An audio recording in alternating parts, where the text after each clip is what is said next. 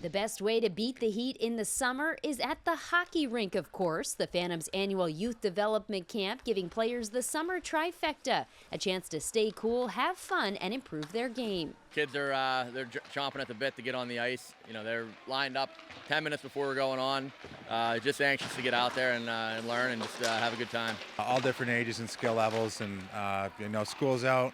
This is probably the only cold place in Allentown this week, so we're out here having fun, learning hockey. Well, I like being able to be on the ice, and I want to get better at shooting and skating.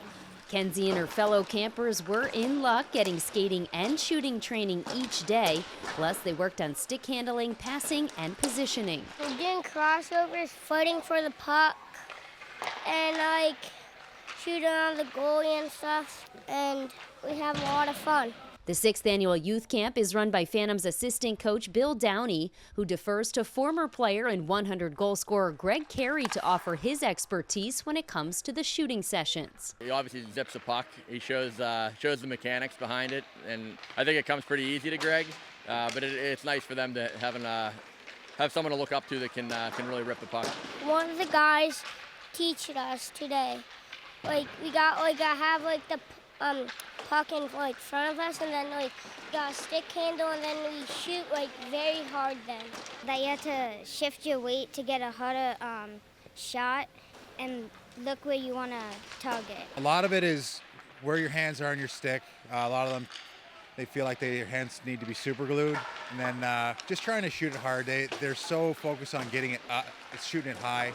And it tends to become a flick, which is a bad habit to get, especially when you get older. Like the name says, this Phantoms development camp truly focuses on building skills and hockey IQ, a foundation that'll go a long way as players advance to higher levels in the game. It comes easier to some than others, but I think it's something you can work with every player to try to understand the game, give them an idea of why they're doing things, as opposed to just telling them this is the route they're skating. We want them to learn the game as well, not just be robots. In between the on and off ice training, the staff took to the film room this week to show how even the best players in the world rely on the same basic skills. They had an opportunity to watch a little bit of the Stanley Cup game from last night, so we went over a little bit of that today.